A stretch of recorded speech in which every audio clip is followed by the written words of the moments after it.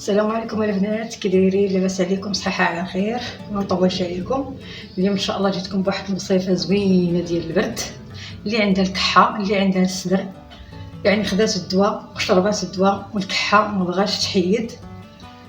هنا عندنا البصله الحمراء معصره غير الماء ديالها. هنا عندنا معلقه كبيره ديال العسل الحر. انا درت لكم غير المقادير اللي كتستعملوا في هذيك الساعه. هذه راه غزاله البنات، الصدر غزاله فنه، ما كاينش اللي ما دارهاش وما ولاتش عليها لاباس. كتخوي الصدر مزيان، ما كتبقاش الكحه، واللي عندهم الحساسيه حتى مزيانه ليهم.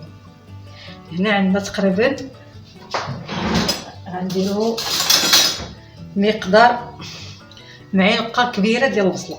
ها هي معلقه كبيره ديال البصله ومعلقه كبيره ديال العسل. هنا معلقه كبيره ديال البصله حمراء ومعلقه كبيره ديال العسل.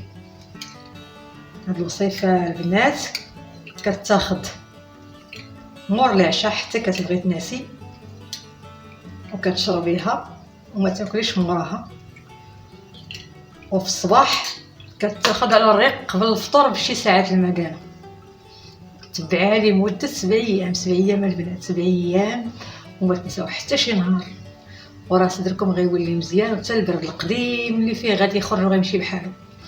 واللي عنده السكر يقدر يبدلها بالزيت البلديه.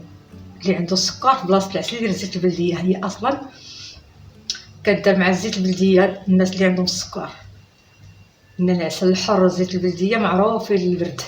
البصله الحمراء خلاص معروفه، يعني هاد الطريقه راه مجربه، اللي عطيتها له تيولي بخير وعلى خير من الجيران من العائله. ولكن دائما كنأكد على يعني ما تتبعي، ماشي تشربيها اليوم وغدا تقولي حتى الغدا، لا، نفس الوقت اللي غتشربيها. مثلا شربتيها مع 8 الصباح حتى غدا غتاخديها مع 8 الصباح. الا شربتيها مع 12 الليل حتى غدا الليل تشربيها مع 12 ديال نفس الوقت، راه بحال الدواء. يلا البنات، خليت لكم على خير، نتمنى ان شاء الله تجربوا هذه الوصفه وتردوا عليا.